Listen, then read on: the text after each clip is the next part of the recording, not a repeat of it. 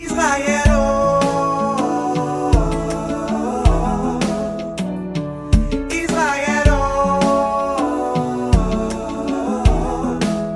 héritage, c'est la santé.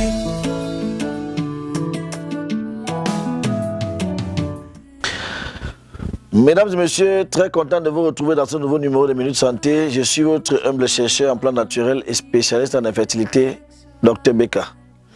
Bienvenue dans Minute Santé. Aujourd'hui, nous allons développer un thème un peu très particulier. Je vous avais dit quand vous visionnez mes émissions, tâchez parfois de me dire, Doc, s'il te plaît, parle-nous de tel problème, de tel phénomène, de telle maladie, de telle infection. Et ça me mettrait aussi au travail parce que je suis là pour vous.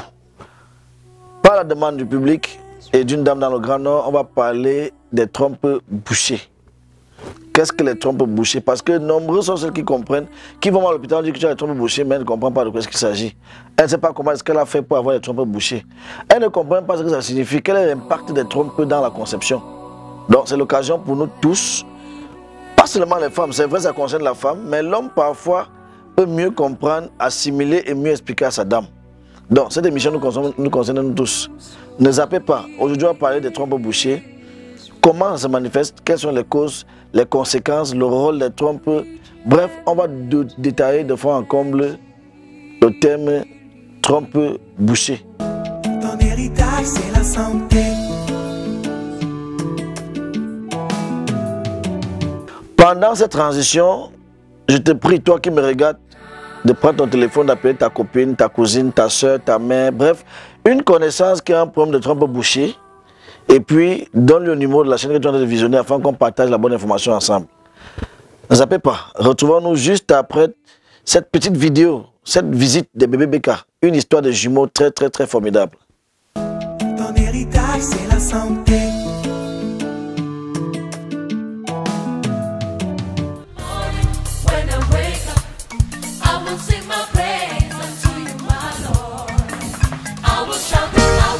Les jumeaux sont là.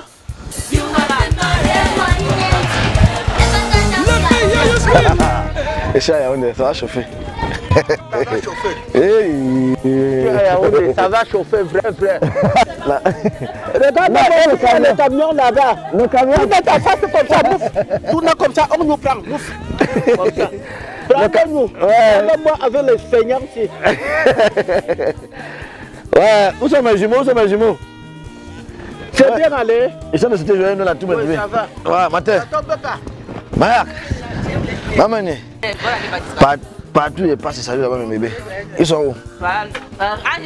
Amen. Oh, est-ce qu'on a besoin de mon habit pour nettoyer? Amen. Voilà, mes jumeaux. Maman. Tu as yamba. Tu as un petit peu. Oh, et non. On t'a retiré ça, nous, on t'a dit ça, nous dit. Donc, il faut comme là. Pour. Ah. Yeah. À quoi il va?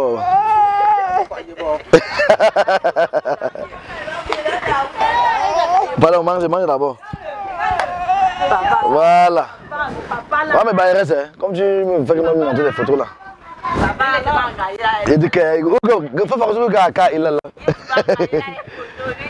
Voilà maman. Voilà mani. Hein? Je te dis. Les produits Beka. Hein? Hein maman? Gars, qui l'a même parlé?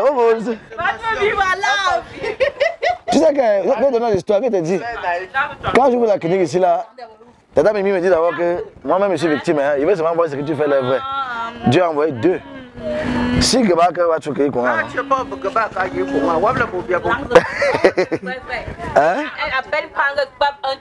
Deux sont arrivés. Je confirme, moi, ma part là-bas, elle me ressemble. Ça fait comme si elle ne comprend pas. Il ne comprend pas sa position. Faut comme.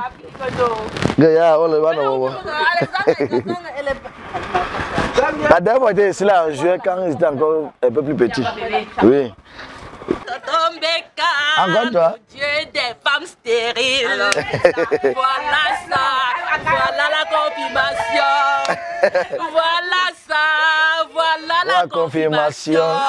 Deux. Les personnes travaillent c'est les jumeaux. Alors. Si tu blagues, ça va sortir les triplets. Docteur Becca, Docteur Becca, applaudissez. Ouais. Akamia. Je continue, je m'en vais loin, j'ai au moins 5 personnes à voir.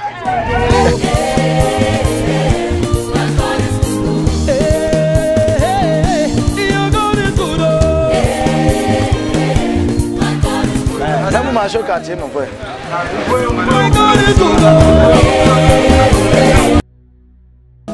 Ton héritage, c'est la santé.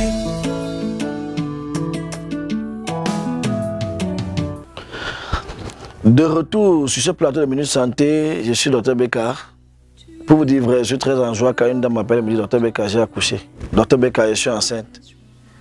Plus grave, quand on me dit Dr Becca, j'ai fait les jumeaux. Une dame qui ne croyait plus en rien. Désespérée. Dieu lui a donné 2 au même moment. Ok, on parle aujourd'hui des trompes bouchées.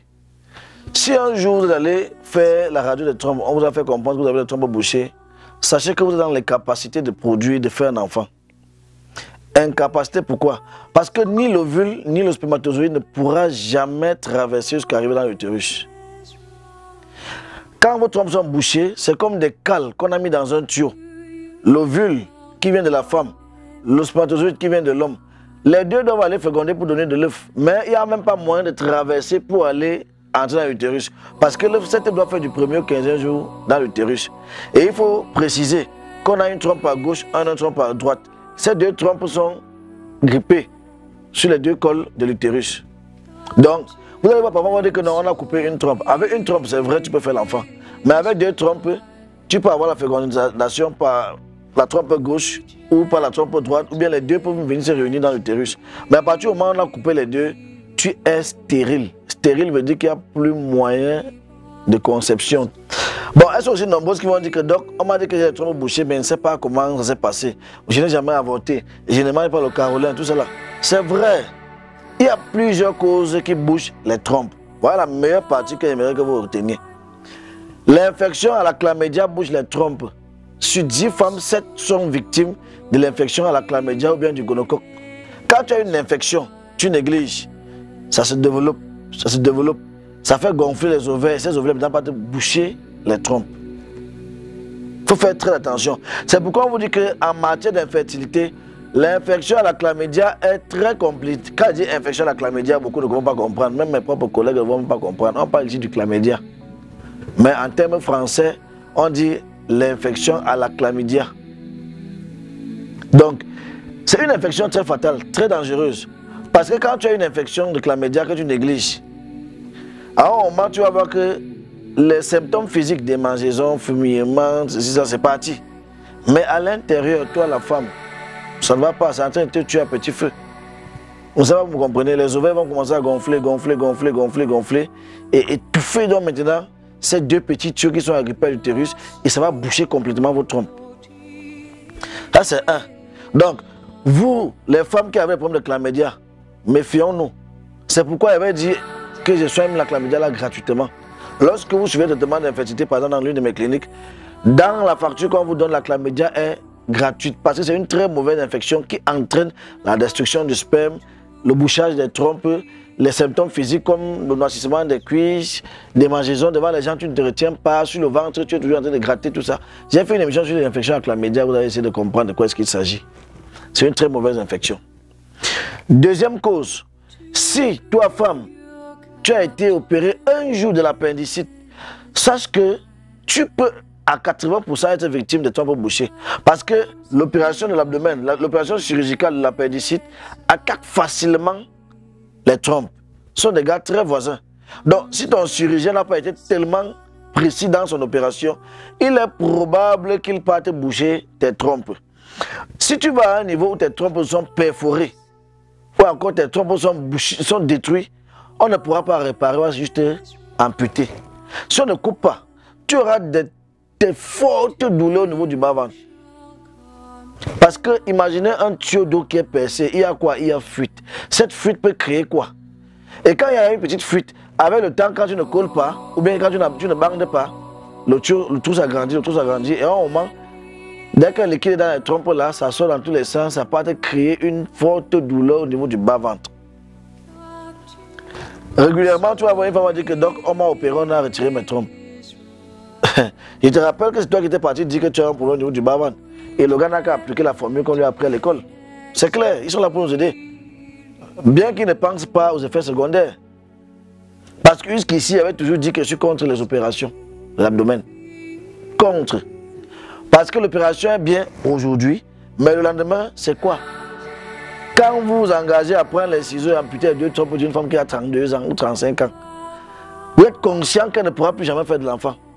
Elle ne pourra plus jamais faire d'enfant.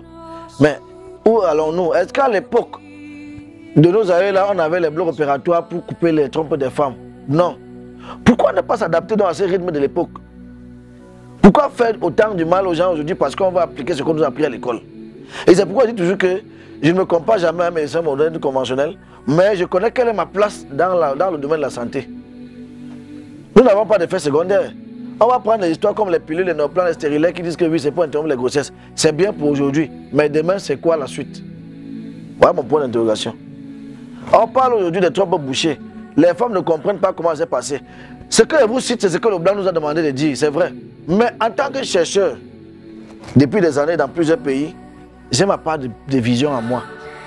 Moi, je pense et je l'affirme que cette trompe bouchée dont nous sommes victimes aujourd'hui, vous les femmes, provient de l'alimentation.